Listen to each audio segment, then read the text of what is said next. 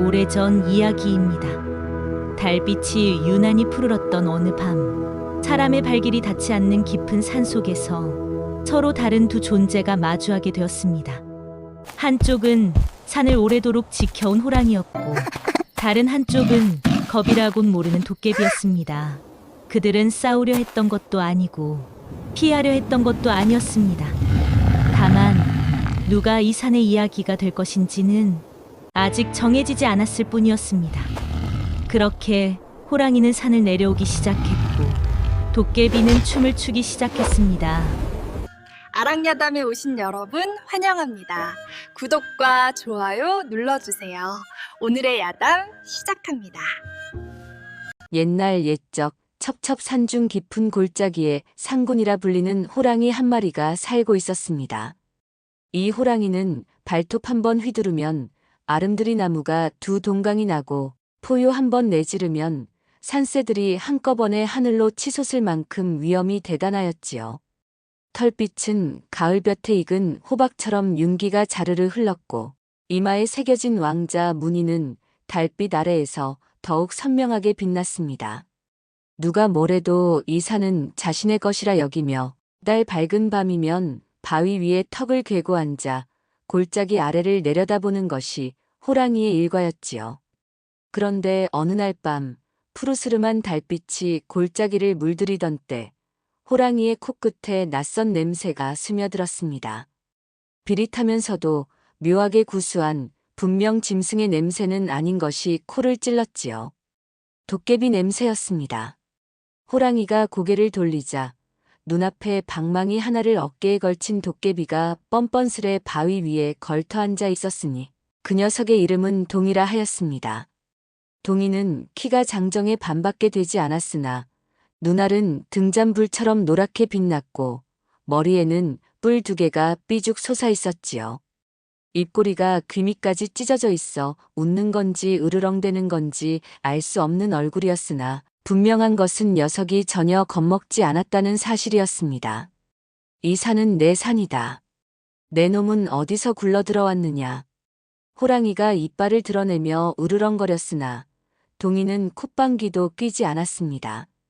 오히려 방망이를 툭툭 두드리며 피식 웃더니 느릿느릿 몸을 일으켜 호랑이 앞으로 성큼 다가왔지요. 산이 내 것이면 하늘은 내 것이겠네. 어디 한번 붙어보자. 줄무늬 털뭉치야. 동이의 말이 끝나기 무섭게 호랑이가 앞발을 휘둘렀습니다. 바람을 가르는 발톱이 동이의 코앞을 스쳤으나 녀석은 공중에서 세 바퀴를 돌며 가볍게 피해버렸지요.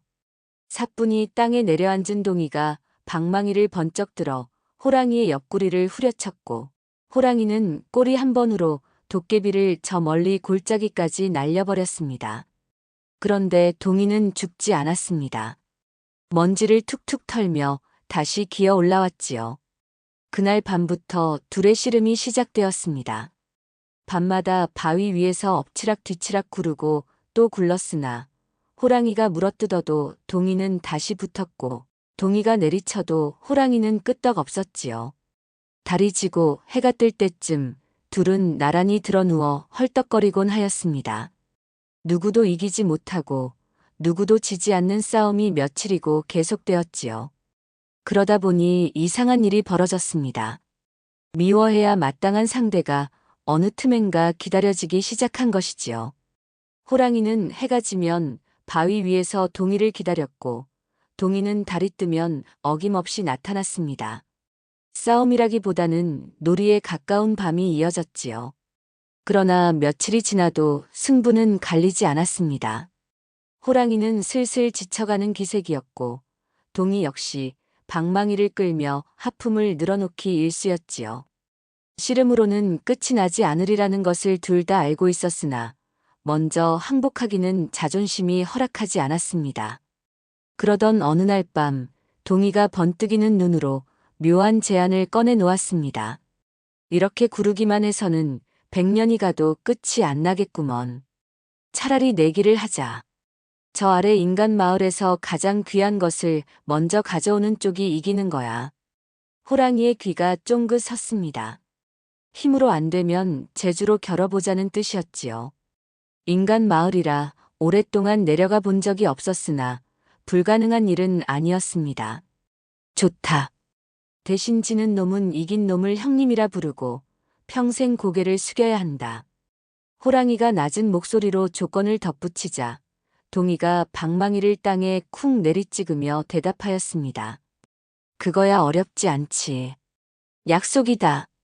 둘은 달빛 아래에서 발과 방망이를 맞부딪혀 맹세를 나누었습니다. 바람이 불어 나뭇잎이 우수수 떨어졌고 마치 하늘이 그 약속을 지켜보는 듯하였지요. 둘은 나란히 산등성이에 엎드려 마을을 내려다보았습니다.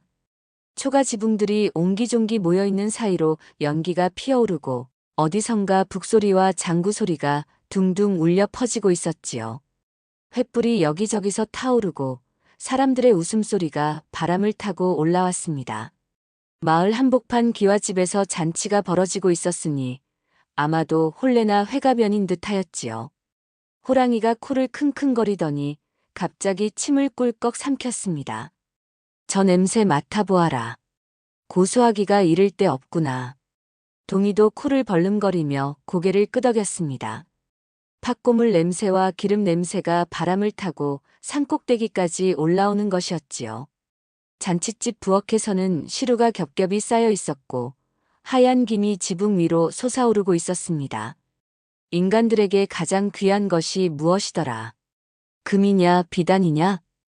호랑이가 고개를 갸웃거리자 동이가 방망이로 땅바닥에 그림을 그리며 대답하였습니다. 내 들으니 인간들은 잔칫날 시루떡을 최고로 친다더군. 금은 먹지 못하고 비단은 배를 채우지 못하지만 떡은 먹으면 힘이 나고 나누면 정이 드는 것이라 하더라. 저것 봐라. 김이 모락모락 나는 것이 얼마나 탐스럽냐. 과연 부엌에서 막 꺼낸 시루떡은 달빛 아래에서도 윤기가 자르르 흘렀고 그 위에 얹힌 팥고물은 보석처럼 반짝였습니다. 호랑이의 눈이 반짝였고 동이의 입꼬리가 슬그머니 올라갔지요. 좋다. 저 떡을 먼저 가져오는 쪽이 이기는 거다. 잔칫집을 향해 산을 내려가던 둘은 마을 어귀에서 발걸음을 멈추었습니다. 다른 집들은 저녁 연기라도 피어오르건만 한쪽 구석에 찌그러진 초가집 한 채가 쥐 죽은 듯 어둠에 잠겨 있었지요. 지붕은 군데군데 뚫려 달빛이 새어들었고 문짝은 삐걱거리며 바람에 흔들리고 있었습니다. 담장은 허물어져 돌무더기만 남아 있었고 마당에는 잡초가 무성하게 자라 있었지요. 호랑이가 무심코 그 집 안을 들여다보았다가 걸음을 멈추었습니다. 방 안에는 누더기 이불을 덮은 여인이 기침을 토해내며 누워 있었습니다. 얼굴은 핏기 없이 창백하였고 숨을 쉴 때마다 가슴이 캑캑 들썩였지요. 그 곁에 8살쯤 되어 보이는 사내아이가 쪼그리고 앉아 어머니의 손을 붙들고 있었습니다. 아이의 이름은 돌이라 하였는데 볼은 홀쭉하게 꺼져 있었고 눈만 유난히 크게 빛나고 있었지요. 어머니, 배고프지 않으세요? 저는 하나도 안 고파요. 도리의 목소리는 가늘게 떨리고 있었습니다. 그러나 그 말이 거짓임을 아이의 배가 증명하였지요.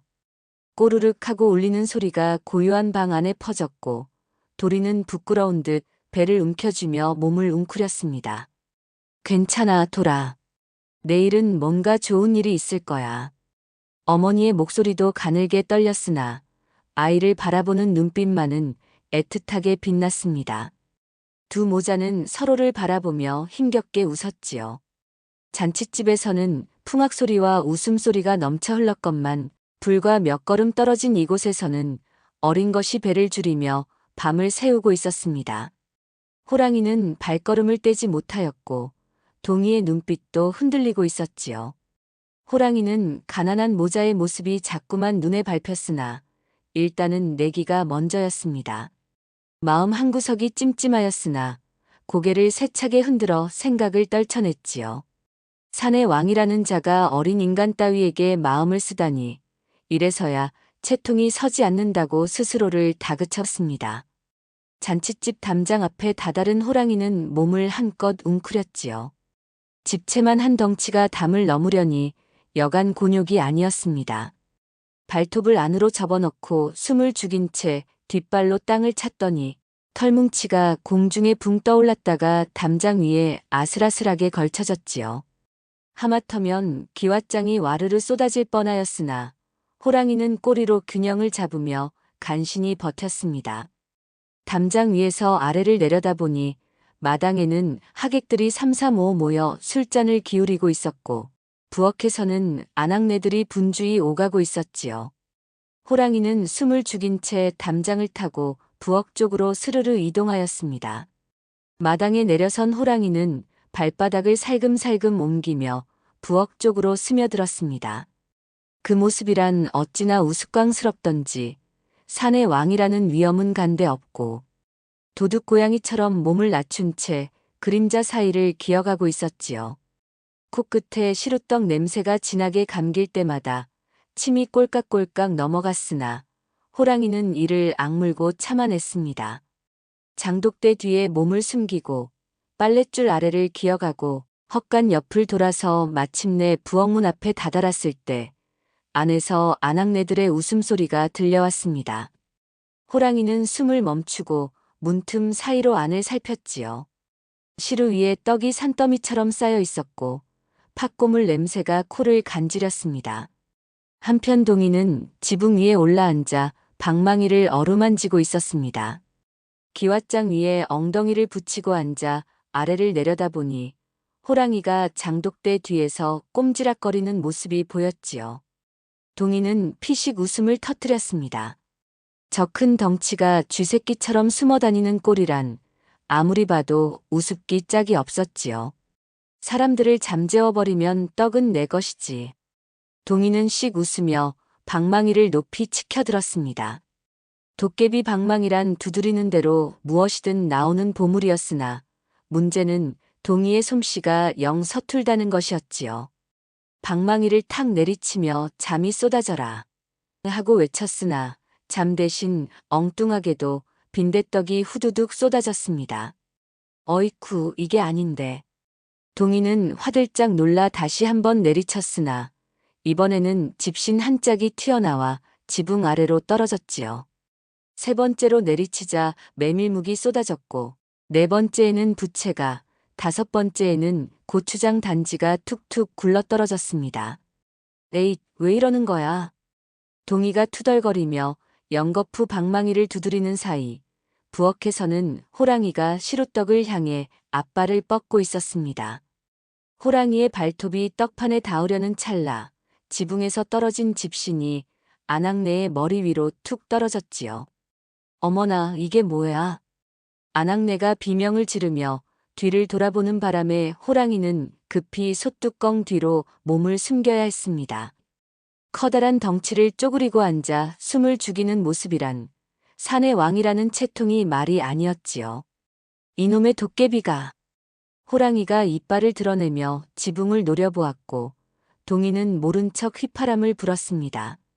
둘은 서로를 탓하며 눈을 부라렸으나 떡을 향한 욕심만은 누구도 꺾을 수 없었지요. 아낙네들의 소란이 잦아들기를 기다린 호랑이는 마침내 부엌으로 스며들었습니다. 부엌 안은 온기로 가득하였고 아궁이에서 피어오르는 열기가 호랑이의 털을 간지럽혔지요. 시루 위에는 팥고물이 듬뿍 묻은 떡이 탐스럽게 놓여 있었고 김이 모락모락 피어오르는 것이 보기만 해도 군침이 돌았습니다. 호랑이가 조심스레 앞발을 뻗는 순간 지붕에서 동이가 거꾸로 매달려 내려오더니 떡판의 반대편을 낚아채려 하였습니다. 이건 내 것이다. 무슨 소리, 내가 먼저 들어왔잖아. 둘은 떡판을 사이에 두고 팽팽히 맞섰습니다. 호랑이의 눈이 번뜩였고 동이의 뿔이 빨갛게 달아올랐지요. 그러나 사람들이 깨어날까 두려워 목소리조차 제대로 높이지 못하였습니다. 조용히 해, 들키면 어쩌려고. 내가 먼저 시끄럽게 굴었잖아. 속삭이듯 말다툼을 하는 사이에도 떡판은 이리저리 흔들렸고 팥고물이 후두둑 바닥에 떨어졌지요. 결국 호랑이가 이빨로, 동이가 방망이로 떡판 양쪽을 거머쥔 채 부엌을 빠져나왔습니다. 자, 이제 산까지 먼저 돌아가는 놈이 임자다. 동이가 외치며 담장을 넘으려는 찰나 어둠 속 어딘가에서 이상한 소리가 들려왔습니다. 꼬르륵 꼬르르륵. 그것은 마을 어귀 찌그러진 초가집 쪽에서 흘러나오는 소리였지요. 호랑이의 귀가 쫑긋 섰고 동이의 발걸음도 저도 모르게 멈추었습니다. 꼬르륵 꼬르르륵. 그 소리는 분명 사람의 배에서 나는 소리였습니다. 가늘고 약하였으나 밤 공기를 타고 또렷이 들려왔지요. 호랑이의 귀가 쫑긋 섰고 동이의 발걸음도 저도 모르게 멈추었습니다. 소리가 흘러나오는 곳은 아까 지나쳤던 그 찌그러진 초가집이었지요. 저게 무슨 소리냐, 천둥도 아니고. 동이가 고개를 갸웃거리자 호랑이가 낮은 목소리로 대답하였습니다. 배고픈 소리다. 저 어린 녀석 밥을 굶은 지 하루 이틀이 아닌 모양이야. 호랑이의 목소리에는 자신도 모르게 걱정이 묻어났습니다. 담장 너머로 살펴보니 도리는 여전히 어머니 곁에 쪼그리고 앉아 있었는데 연신 배를 움켜쥐며 입술을 꾹 깨물고 있었지요.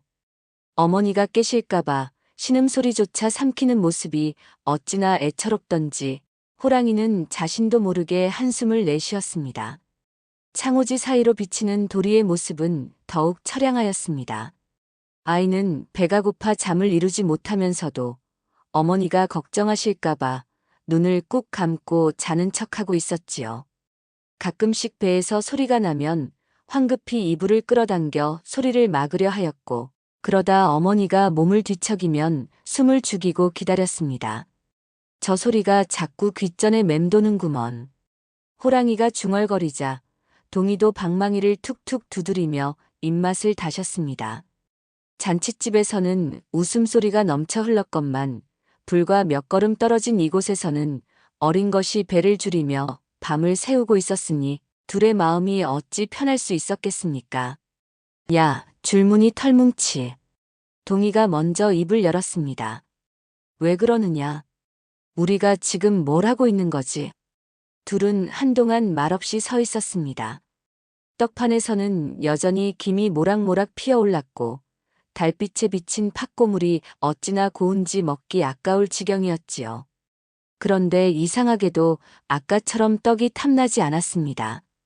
호랑이의 눈앞에는 자꾸만 도리에 홀쭉하게 꺼진 볼이 어른거렸고 동이의 귓전에는 꼬르륵거리는 소리가 맴돌았지요. 야, 이 떡 말이다. 동이가 먼저 입을 열었습니다. 방망이를 어깨에 걸친 채 떡판을 바라보는 눈빛이 심상치 않았지요. 어쩔 테냐. 호랑이가 퉁명스럽게 받아쳤으나 그 목소리에는 힘이 빠져 있었습니다. 둘은 떡판을 사이에 두고 서로의 눈치를 살피다가 어느 순간 동시에 초가집 쪽으로 발을 옮기기 시작하였습니다. 누가 먼저랄 것도 없이 담장을 넘어 마당으로 내려섰고 문 앞까지 다가갔지요. 내가 놓고 올 테니 비켜라. 무슨 소리, 내 방망이로 문을 열어야지. 내 방망이가 뭐가 대단하다고. 아까 내가 들키게 생겼을 때 누가 주의를 돌렸는데? 둘이 옥신각신 떡판을 잡아당기는 사이 발밑에 문지방에 호랑이의 뒷발이 걸리고 말았습니다. 균형을 잃은 호랑이가 휘청거렸고 동이가 떡판을 놓치지 않으려 안간힘을 쓰는 바람에 둘은 그대로 방 안으로 굴러 들어갔지요. 쿵, 탕, 대굴대굴. 먼지가 풀썩 일어났고 떡판이 허공으로 붕 떠올랐습니다. 호랑이와 동이가 눈을 질끈 감았다 떴을 때 떡판은 정확히 도리의 머리맡에 놓인 작은 밥상 위로 철퍼덕 내려앉아 있었지요. 마치 누군가 정성스레 차려놓은 것처럼 반듯하게 말입니다. 호랑이와 동이는 황급히 방 밖으로 빠져나와 창호지 틈으로 안을 살폈습니다. 다행히 도리는 깨어나지 않았지요. 너무 지쳐 있었던 탓인지 코를 골며 깊은 잠에 빠져 있었고 병든 어머니 역시 기침 한 번 없이 고요히 누워 있었습니다. 떡판은 밥상 위에 반듯하게 얹혀 있었는데 마치 누군가 정성스레 차려놓은 것처럼 보였지요. 호랑이와 동이는 서로의 얼굴을 바라보았습니다. 이상하게도 가슴 한구석이 뜨끈하게 데워지는 느낌이 들었지요. 야, 이거 어쩌냐? 동이가 머리를 극적이며 물었습니다. 호랑이는 잠시 떡판을 바라보다가 코를 실룩거리며 고개를 돌렸지요. 뭘 어쩌긴, 이미 엎질러진 물이다. 그냥 두고 가자. 그래도 내기는 어쩌고. 내기고 뭐고 저 꼴을 보고 떡을 다시 빼앗아 가겠느냐. 이 눈깔 삐뚤어진 도깨비야. 호랑이가 으르렁거렸으나 그 목소리에는 화보다 민망함이 더 묻어 있었습니다. 동이는 잠시 떡판을 바라보다가 갑자기 방망이를 번쩍 들어 올렸지요. 내라, 이왕 이렇게 된 거. 탁 방망이가 허공을 내리치자 엽전 몇 푼이 쏟아져 나와 떡판 곁에 또르르 굴러갔습니다. 호랑이가 눈을 동그랗게 떴으나 동이는 씩 웃기만 하였지요. 뭐야, 잠은 안 나오면서 엽전은 나오는 거야? 나도 몰라. 방망이 마음이지 뭐. 호랑이도 지지 않으려는 듯 마당 한복판으로 성큼 걸어갔습니다. 그리고 큼지막한 발자국 하나를 쿵 찍어 놓았지요. 발톱 자국까지 선명하게 남은 누가 봐도 호랑이 발자국임을 알 수 있는 흔적이었습니다. 이건 내가 준 거라는 표시다. 둘은 담장을 넘어 어둠 속으로 사라졌습니다. 날이 밝았습니다. 창호지 사이로 스며드는 햇살에 도리가 눈을 비볐지요. 간밤에 꾸었던 꿈이 어렴풋이 떠올랐으나 배에서 울리는 꼬르륵 소리에 그마저도 금세 흩어지고 말았습니다. 도리는 한숨을 내쉬며 몸을 일으키다가 그만 눈이 휘둥그레졌지요. 밥상 위에 떡이 있었습니다. 김이 식어버렸으나 팥고물이 듬뿍 묻은 시루떡 한 판이 반듯하게 놓여 있었고 그 옆에는 엽전 몇 푼이 또르르 굴러가다 만채 흩어져 있었지요. 도리는 자신의 뺨을 꼬집어 보았습니다. 아팠습니다. 꿈이 아니었지요. 어머니, 어머니, 이것 좀 보세요. 도리의 외침에 병든 어머니가 간신히 눈을 떴습니다. 어머니 역시 밥상 위를 보더니 입을 틀어막은 채 눈물을 흘리기 시작하였지요. 하늘이시여, 하늘이 우리를 버리지 않으셨구나. 어머니의 눈에서 눈물이 주르륵 흘러내렸습니다. 기쁨의 눈물인지 감사의 눈물인지 알 수 없었으나 창백했던 얼굴에 생기가 돌기 시작하였지요. 모자는 떨리는 손으로 떡을 집어들었습니다. 도리가 한 입 베어 물자 달큼한 팥고물이 입안 가득 퍼졌고 너무 급하게 삼키는 바람에 목이 맨 아이의 등을 어머니가 토닥여 주었지요. 어머니는 아들의 볼에 묻은 고물을 닦아주며 연신 눈물을 훔쳤습니다. 천천히 먹으렴. 아무도 안 뺏어가. 그때 도리가 마당을 내다보다가 소리쳤습니다. 어머니, 저기 발자국이 있어요. 엄청 큰 발자국이요. 마당 한복판에는 커다란 발자국이 선명하게 찍혀 있었지요. 사람 발자국의 4배는 될 법한 크기에 발톱 자국까지 또렷하였습니다. 도리네 집에 복이 내렸다는 소문은 삽시간에 마을 전체로 퍼져나갔습니다. 처음에는 아무도 믿지 않았지요. 저 가난뱅이네 집에 무슨 복이 내려 귀신 신나락 까먹는 소리라며 웃어넘겼습니다. 그러나 마당에 찍힌 거대한 발자국을 직접 본 사람들은 입을 다물지 못하였지요. 저건 분명 호랑이 발자국이야. 그런데 어째서 사람을 해치지 않고 떡을 놓고 갔단 말인가. 산신령님이 내려오신 게 틀림없어. 저 불쌍한 모자를 가엾이 여기셨겠지. 소문은 눈덩이처럼 불어났습니다. 누구는 산신령이 내려왔다 하였고 누구는 하늘에서 신령한 짐승이 보살핀 것이라 하였지요. 엽전으로 약을 지어 먹은 어머니의 안색이 하루가 다르게 좋아지자 소문은 더욱 부풀어 올랐고 사람들은 도리네 집 앞을 지날 때마다 공손히 고개를 숙이기까지 하였습니다. 그런데 이 소문을 듣고 뒤틀린 자가 있었으니 마을에서 가장 큰 기와집에 사는 박영감이었습니다. 박영감은 논이 300마지기요. 쌀 창고가 12채나 되는 부자였지요. 비단이 겹겹이 쌓여 있고 금부치가 괴짝에 넘쳐났으나 그래도 성에 차지 않아 소작인들의 피땀을 쥐어짜는 인물이었습니다. 남의 복만큼은 도무지 참지 못하는 위인이었지요. 고작 거지 새끼한테 떡이 떨어졌다고.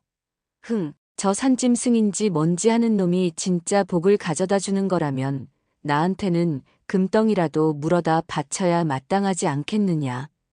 박영감의 눈이 음흉하게 빛났습니다. 탐욕의 눈이 먼 자는 무엇이든 제 것으로 만들려 하는 법이지요. 박영감은 그날 밤부터 흉계를 꾸미기 시작하였습니다. 하인을 시켜 시루떡을 찌게 하였으나 그 속에는 고춧가루와 겨자를 한 대박씩이나 섞어 넣었지요. 거기에 온나무 진까지 발라먹는 자는 반드시 혼쭐이 나도록 만들었습니다. 떡 위에는 먹음직스럽게 팥고물을 얹어 속내를 감추었으니 겉보기에는 어느 잔칫집 떡과 다를 바가 없었지요. 이 떡을 먹으러 온 놈을 사로잡아 금은보화를 실컷 토해 내게 만들어야지. 산신령이고 호랑이고 내 앞에서는 모두 무릎을 꿇게 될 것이야. 박영감은 떡판을 마당 한복판에 버젓이 차려놓고 그 주변에 포수 10명을 숨겨두었습니다. 포수들은 화승총에 불씨를 지피고 숨을 죽인 채 담장 뒤와 헛간 안에 몸을 숨겼지요. 달이 중천에 뜨자 박영감은 창문 뒤에 숨어 눈을 빛내며 기다렸습니다. 그런데 박영감이 미처 알지 못한 것이 있었습니다. 동희가 지붕 위에서 이 모든 것을 지켜보고 있었다는 사실을 말이지요. 동희는 처음에 떡 냄새에 이끌려 내려왔으나 떡에서 풍기는 매운 냄새를 맡자마자 낌새를 알아챘습니다. 코를 실룩거리며 가까이 다가갔다가 움찔 물러났지요. 고춧가루 냄새, 겨자 냄새, 그리고 옷 냄새까지. 이건 먹으라고 놓은 떡이 아니라 함정이었습니다. 감히 우리를 속여. 이 욕심쟁이 영감탱이가. 동희의 눈이 도깨비불처럼 이글이글 타올랐습니다. 방망이를 움켜쥔 손에 힘이 잔뜩 들어갔지요. 동희는 바람처럼 산으로 달려가 호랑이를 깨웠습니다.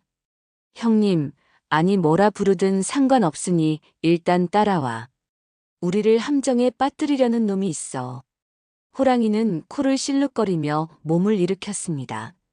동희의 말을 듣고 나니 눈빛이 차갑게 가라앉았지요. 둘은 어둠을 가르며 박영감의 기와집으로 내달렸습니다. 담장 너머로 마당을 살피니 과연 떡판이 놓여 있었고 그 주변으로 포수들이 화승총을 움켜쥔 채 숨어 있는 것이 보였습니다. 호랑이의 코에도 고춧가루와 옷 냄새가 진하게 풍겼지요. 감히 이 산의 왕을 사냥감으로 여겼단 말이냐. 호랑이의 목소리가 낮게 깔렸습니다. 분노가 온몸을 휘감았지요. 그 순간 호랑이가 하늘을 향해 포효하였습니다. 행운이 마을 전체를 뒤흔들었습니다. 땅이 울리고 기왓장이 덜컥거렸지요. 숨어있던 포수들은 그 소리에 혼비백산하여 화승총을 내팽개치고 사방으로 달아났습니다. 누구는 담을 넘다 넘어지고 누구는 장독대에 부딪혀 자빠졌지요. 동희는 그 틈을 타 담장을 훌쩍 넘어 마당으로 뛰어들었습니다. 자, 이제 춤판을 벌여볼까? 동희가 방망이를 휘두르자 마당의 장독들이 덩실덩실 공중으로 떠올랐습니다. 빨랫줄에 걸린 옷가지들이 허공에서 팔랑팔랑 너울거렸고 가구들이 방 안에서 저절로 튀어나와 마당을 빙빙 돌았지요. 호랑이는 앞발로 마당을 긁어 흙더미를 사방에 뿌렸고 박영감이 아끼던 화초 분재들은 처참히 나뒹굴었습니다. 귀신이다. 살려주시오. 박영감은 방 안에서 이불을 뒤집어 쓴 채 벌벌 떨고 있었습니다.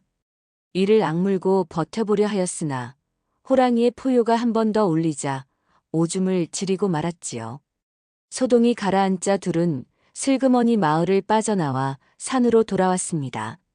달빛이 골짜기를 적시고 바람이 나뭇잎을 흔드는 소리만 고요히 흘러갔지요. 바위 위에 나란히 걸터앉은 호랑이와 동이는 한동안 말이 없었습니다. 아까의 소동이 꿈만 같기도 하고 우습기도 하고 뿌듯하기도 하였지요. 먼저 입을 연 것은 동이었습니다. 그래서 내기는 누가 이긴 거야? 호랑이가 코를 실룩거리며 대꾸하였습니다. 떡을 가져온 건 둘이 같이 가져왔으니 무승부 아니겠느냐. 그건 그렇지만 도리네 집에 놓고 온 건 나도 한몫했단 말이야. 엽전도 내가 떨어뜨렸고 발자국은 내가 찍었다. 방망이로 사람들 주의를 돌린 건 그건 내 실수 아니었느냐. 둘은 서로를 바라보다가 어느 순간 동시에 픽 웃음을 터뜨렸습니다. 생각해보니 떡을 훔쳐오겠다던 내기가 어쩌다 보니 선행으로 둔갑해버린 것이 우습기도 하고 뿌듯하기도 하였지요. 호랑이가 먼저 꼬리를 슬그머니 내리며 중얼거렸습니다. 내 방망이 솜씨도 제법이더구나. 비록 엉뚱한 것만 튀어나오긴 하지만. 뭐야, 칭찬이야, 비꼬는 거야? 칭찬이다, 이뿔 달린 녀석아. 호랑이가 피식 웃었고 동이도 씩 웃으며 어깨를 으쓱거렸지요. 좋아, 그럼 오늘은 내가 형님 해라. 내일은 모르겠지만. 그날 이후로 이상한 일들이 벌어지기 시작하였습니다. 비가 억수같이 쏟아지던 어느 날 밤 마을로 통하는 산길이 진흙탕에 파묻혀 버렸지요. 수레도 지나지 못하고 사람도 발이 빠지는 험한 길이 되어버렸습니다. 그런데 이튿날 아침이 되자 언제 그랬느냐는 듯 길이 반듯하게 다져져 있었지요. 누군가 밤새 돌을 깔고 흙을 다져놓은 것이었습니다. 대체 누가 이런 일을 한 거지? 사람들은 고개를 갸웃거렸으나 아무도 그 연유를 알지 못하였지요. 다만 길 위에 기다란 흔적이 나 있었는데 마치 커다란 방망이로 땅을 다진 듯한 모양이었습니다. 눈이 펑펑 내리던 겨울밤에는 더욱 기이한 일이 벌어졌지요. 산에서 내려오는 길목이 허리까지 쌓인 눈에 막혀버렸습니다. 급한 일이 있어도 산을 넘을 수가 없었지요. 그런데 새벽녘에 보니 커다란 발자국이 줄지어나 있었고 그 자리로 길이 뻥 뚫려 있었습니다. 발자국의 크기가 어찌나 대단하던지 사람들은 산신령이 직접 내려와 길을 터주신 것이라 수군거렸지요.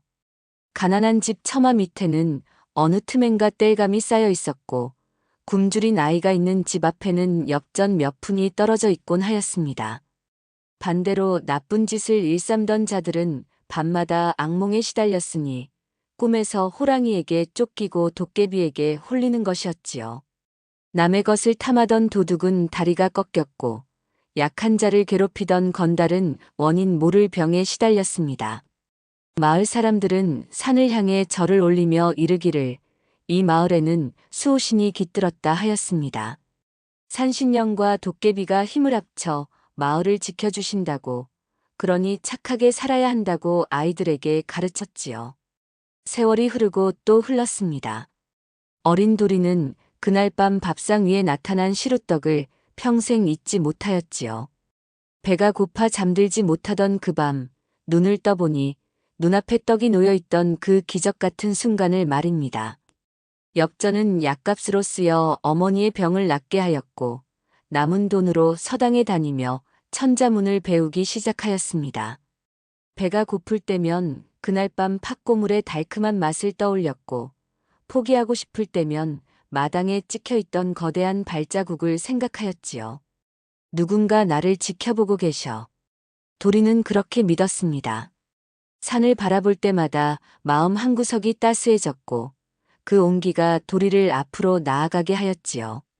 글 공부에 재주가 있었던 도리는 20살이 되기 전에 생원시에 합격하였고 25에는 마침내 과거에 급제하여 고을 현감이 되었습니다. 가난한 초가집에서 태어나 현감이 되기까지 그 길이 얼마나 험난하였는지는 오직 도리만이 알았지요. 임지로 부임하는 날 도리는 가마를 멈추고 옛 마을을 찾았습니다.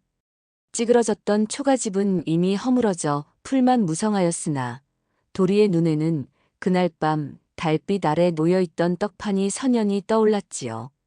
어머니는 몇 해 전 편안히 눈을 감으셨으나 돌아가시기 전 그 은혜를 잊지 말 거라 하고 당부하셨습니다. 도리는 마을 뒷산 산신당으로 올라갔지요. 첫 녹봉으로 장만한 고기 한 꾸러미와 시루떡 3판을 정성스레 차려놓고 두 손을 모았습니다. 어린 시절 저를 살려주신 은혜, 이 돌이 죽어서도 잊지 않겠습니다. 도리의 눈가에 이슬이 맺혔고 산 위에서는 바람이 나뭇잎을 부드럽게 흔들어 주었습니다. 마치 누군가 고개를 끄덕여주는 것처럼 말이지요. 그날 밤 산신당에 차려진 제물 앞에서 호랑이와 동이가 나란히 앉아 있었습니다. 달빛이 제물 위로 은빛 물결처럼 쏟아져 내렸고 바람은 나뭇잎 사이로 고요히 스며들었지요. 호랑이의 털은 세월이 흘러 군데군데 은빛이 섞여 있었고 동이의 뿔도 예전보다 조금 더 길어져 있었습니다. 저 녀석 제법 컸구나. 호랑이가 코를 실룩거리며 고기 냄새를 맡았습니다. 눈빛에는 뿌듯함이 어려 있었지요. 그러게 말이야. 그 배고파 울던 꼬맹이가 벌써 현감이라니. 동이는 시루떡 위에 얹힌 팥고물을 손가락으로 찍어 맛보았습니다. 달큼한 맛이 혀끝에 퍼졌지요. 우리가 떡을 가져다 준 게 이렇게 될 줄 알았겠어? 글쎄, 그냥 배고픈 녀석이 불쌍해서 그랬을 뿐인데. 둘은 나란히 앉아 한동안 달을 바라보았습니다. 세월이 흘러도 변하지 않는 것이 있다면 그것은 둘 사이의 묘한 정이었지요. 미워할 수도 없고 떨어질 수도 없는 그런 이상한 끈이 둘을 묶고 있었습니다. 감회에 젖어 있을 때 호랑이가 갑자기 몸을 일으켜 기지개를 켰습니다. 온몸에 털이 쭉 뼈서더니 눈빛이 반짝였지요. 야, 오랜만에 한판 붙어볼까? 동이의 눈이 동그래졌다가 이내 장난기로 빛났습니다. 좋지. 이번엔 누가 더 멀리 소리를 지르나 내기하자. 지는 놈이 저 떡 다 치우는 거다. 호랑이가 픽 웃었고 동이가 방망이를 번쩍 들어 올렸지요. 둘은 어느새 바위 위에 마주 서서 으르렁대기 시작하였으나 그 눈빛 속에는 오랜 세월 함께한 법만이 나눌 수 있는 따스함이 어려 있었습니다. 어흥, 탁! 소리가 골짜기를 울렸고 달이 두 그림자를 길게 드리웠습니다. 지금도 깊은 산속 어딘가에서는 이상한 소리가 들려온다고 합니다. 어흥하고 포효하는 소리와 깔깔깔 웃어대는 소리가 뒤섞여 골짜기를 타고 내려오면 마을 어르신들은 고개를 끄덕이며 손주들에게 이야기를 들려주지요. 저건 호랑이와 도깨비가 또 내기를 하며 노는 소리란다. 둘은 아직도 저렇게 티격태격하면서도 서로를 아끼며 살고 있지. 어떤 이는 비 오는 날 산길에서 커다란 발자국을 보았다 하였고 어떤 이는 눈보라치는 밤에 방망이 두드리는 소리를 들었다 하였습니다. 또 어떤 이는 달 밝은 밤에 바위 위에 나란히 앉아있는 두 그림자를 보았다고도 하였지요. 믿거나 말거나 사람들은 그 이야기를 전하며 빙글에 웃음 짓곤 하였습니다. 옛말에 이르기를 진정한 벗은 다투면서도 미워하지 않고 경쟁하면서도 시기하지 않는다 하였습니다. 처음에는 기싸움으로 만났으나 마지막에는 서로의 등을 내어주는 사이가 되는 것, 그것이 진정한 우정이라 하였지요. 호랑이와 동이가 그러하였듯이 우리 마음속에도 저마다 호랑이 한 마리와 도깨비 하나쯤은 키워두는 것이 어떻겠습니까? 용맹하되 따스한 마음 장난스럽되 선한 마음을 품고 살아간다면 세상은 지금보다 조금 더 살만해지지 않겠습니까? 달 밝은 밤이면 귀를 기울여 보시지요. 어쩌면 웃음소리가 들려올지도 모르니까요. 그 소리가 들린다면 그것은 당신의 마음속에도 호랑이와 도깨비가 살고 있다는 증거일 테니까요. 시청해주셔서 감사합니다. 구독과 좋아요 감사합니다. 늘 행복한 하루 되세요.